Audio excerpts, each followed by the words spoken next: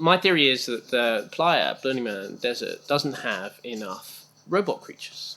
And since any high schooler can make robot creatures, and since I also have an MBA and a master's in robotics, it seems to me we should have some more robot creatures. And since it's super easy to make them work, or at least theoretically, the mechanical parts are somewhat troublesome. So this is the 4th year this will be on the playa, and this year this thing is called Inside the Mind of a California Teenager.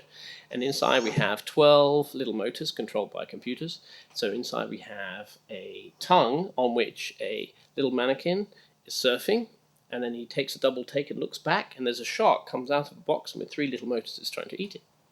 Then we have the eyeball which rotates and it says, "Let's go party," because, you would if you're a California teenager. And then a diver comes out through the air and comes back in again. So this piece here is actually given pride of place in the cafe at Burning Man. So you can find it. While you're waiting for your coffee, you can watch the entire sequence several times. What we have here is a software program that is downloaded into the microprocessor in there. And then that controls these servos using these other little computers. It's a little display. So watch the California threesome. And then if you look up, you can see the California threesome is in fact rotating. A lot of these motors get fried in the dust. And so every year we have to replace a few. Some of them we have to replace in the field itself, which is unpleasant. So watch the surfer, shark, and tongue. Robot sequence starting now. Watch the eye roll. What I do is I start companies, figure out where customers' needs are, and go and find a product and make it work. That's what we do. And then we spend our spare time working on strange art projects. This one actually was quite hard to make. The head is actually made from a shell of glass fibre. So what we did is we've got sheets of styrofoam, glued them together, carved it with a chainsaw, moulded it carefully, and then covered it with glass fibre. And then what you do is you hollow out the foam and you have the glass fibre shell. So that head there fits on this podium. So it says, "Cool robots inside." We decided that we were rather pissed off with the fact that nobody ever seemed to notice these robot heads, so we decided to go psychedelic, as you can see. And then over here we have a statue that myself and my friends, we make for the entryway of our village, Silicon Village. So effectively all the orange and red stuff you see here, this is the torso, and that's the head, and over in the corner there are the arms. If you look here, you can actually see how this torso was made. What we did is we took sheets of foam, glued them together, and then once they're glued, then carved the thing with a chainsaw. Obviously, we have a book of anthropomorphic data, anthropometric data. So you know the rough shape of a person and everything. And you carve it. It does take a few days. Carve it in the right shape. And then you slap on 2 layers of glass fiber, little strips and bigger strips, and overlap them and sand them off and have another go. And usually this is where we have a barbecue to invite everybody round for Saturdays. But nowadays, nobody seems to come lately because it's maybe too damn messy. But anyway, there you go. And so the idea is all of this can be picked up and then put onto the spine of the statue. And then the spine is just pulled up onto a tower, and within 30 seconds or so, we just put a bolt in. It's all done. So usually we just get 5 or 6 people, heavy, tall people, from the bar to just push it up right. Yeah. So what we have is a whole load of strange hair, like that. Goes in there. Then we do actually also have real hair, well, obviously not real hair, but rope hair. It will sort of go around the side. So there you go, she'll be a strange punk girl. There you go, Mother's Nightmare. So the statue is called Mother's Nightmare Cubed. And inside we have an alien baby. But wait, there's more. If you pull this, the alien moves. It is drinking margaritas, see? And when it's vertical, it will all spring closed like this.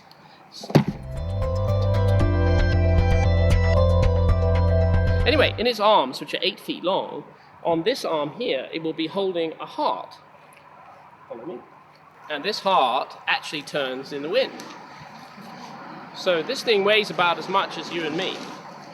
So I'm hoping it doesn't break. However, the arm, which is made of foam covered in glass fiber, see those arms there, are actually quite strong enough, or at least have been in the past. So there you go. There's one of another project. That's my 5th project. So the statue will be on the playa for now the 5th year. This will be the 5th year. And then over here we have the joyism tree, which will be on the playa for the 2nd year. So here's what we have. We have 4 legs holding up this mast structure, and then this mast, which is about 10 feet high, goes vertical, and on that mast it supports a mobile which twists and turns in the wind. My theory is that many structures at Burning Man don't actually use the wind to play with. They really try to resist the wind. So this one is really designed to play with the wind. So this year we have some serious metal up here, quite a lot of help from some machinist friends of mine and welders. And there's still quite a bit to make actually, but we should twist and turn in the wind. Ideas are like fish and things that rotate and counter-rotate. So we'll see whether it works or not, or whether the 60-mile-an-hour winds will destroy it. On the top of this mast here is you probably can't see from that angle, is a trailer hitch. This is a good idea of my friend Steve. So this will obviously be vertical, so this will be on the top of it. And then over here, what mates with that trailer hitch is this female trailer hitch here. And that'll just clip down like that. So then all of this will rest on top of the mast up there. So this is what we had last year. So it was quite an interesting design, using these little counterweights. On the plier we use plier dust so we don't have to transport it. Environmentally friendly, I guess. And we had these are pieces of foam bent to a shape and then covered with glass fiber tape. But they did seem to break rather a lot. And I got sick of making repairs. But I think this joint here is quite interesting. And these things seem to work, but whether we can get oscillation when there's not much wind or when it's constant wind is another question. So this little thing doesn't look much, but it's a way of bending PVC pipe. And so I wanted to bend pipe because A, I like curves, and B, it allows a lot more flexibility in design. But the problem is how to bend a pipe like this. And somebody says, oh, you can buy a machine, do it for $200 or something like that. And I remember that once, about 3 years ago, I was sitting in, I think it was a dentist's office, and I was reading a hobby magazine. Don't know why it was there, but I was reading it, and it mentioned this idea. And so this is a great way of bending PVC pipe. Here's how it works. You make a little box from foam. You can buy this at Home Depot. And so what you do here is you connect electricity to it, the fan blows air through it, connect the propane, start it up, and a jet of hot gas comes through like that. And then what it does is it starts to go into the box, and then the hot air comes back out here. What that means is within about a few minutes, the temperature in there is above boiling point, and that's what you need to bend PVC. So you just chuck your PVC in, and then wait about 5 minutes, and put your hand in, pull out the PVC, hold it into a shape for about 2 minutes, and it's rock solid. See? Not bad. I like to make a backdrop for a party so you can have your picture taken, and somebody invited me to an alien and sci-fi party, so just for a bit of fun I made this. So over here we have, hello, my name is Dalek, if you remember Doctor Who, and his little aerial out the front is actually a real plunger. Look, it's a real plunger. Look at that, a real plunger. My friends can't believe it's actually my plunger from my bathroom, but that's half the joke, I think. Anyway, so it's a very simple structure, plywood, 3 hinges, pull out the pins, take them apart, put it in your truck, take it to the party, put it all together, everybody has their picture taken, you pull out the pins, put it all in your truck, take it away, easy. Every party you just whitewash it and start again. So this is the Joyism art car for Burning Man. I think this is its 7th year, and before that it was another art car as well. So somebody gave me the car for free. I saved it, persuaded the girlfriend to store it in her field over the year, and then most of what you see here was actually built in only about 3 days. This is actually my 5th art car. I built one, I drove around Europe with one, and I helped build Playa Air, which is an aeroplane sitting on a Mazda pickup. We had a hydraulic jack, and you press a button, and the whole thing rose up with 6 people underneath it. And then there's this one. And here what I wanted to do was have a structure that was legal to drive, because it's cheaper to transport. I wanted to have something with lots of seating area, so at the back we have seating area. I want to have something where the driver was in intimate contact with everybody, and I wanted to be, think of it more like a hot tub that transports people around on the playa. So people get to talk, so that everybody faces inwards and we all talk.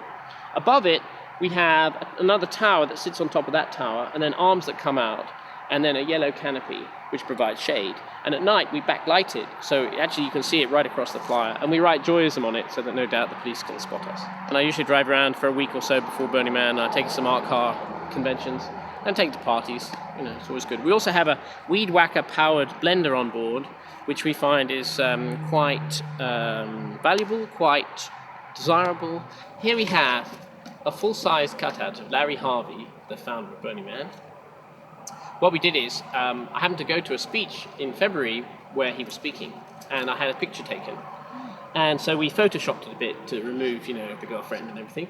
And the face wasn't really high res, so we found a picture on the Burning Man website and slapped it on. Then we added in the "Hello, my name is Larry" bit here.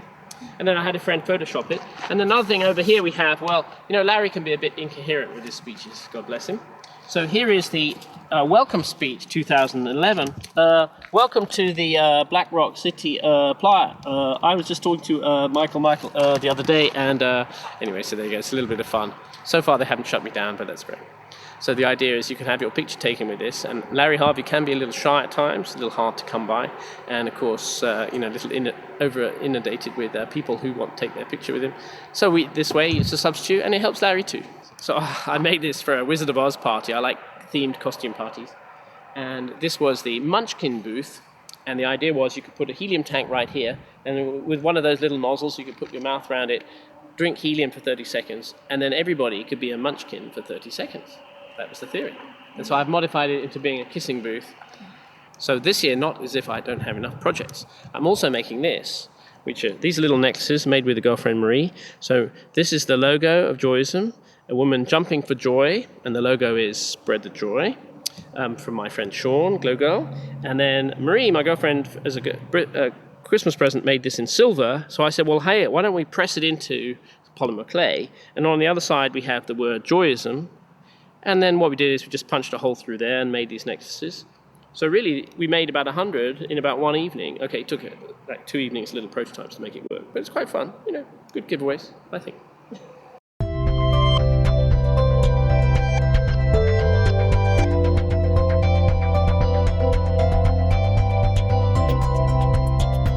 Nothing ever gets noticed unless it does something interesting, or it's monumental, or it's super bright colours.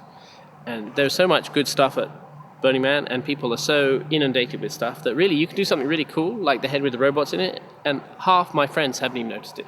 So the answer is go psychedelic, lots of movement and some interactivity, and you'll probably be all right.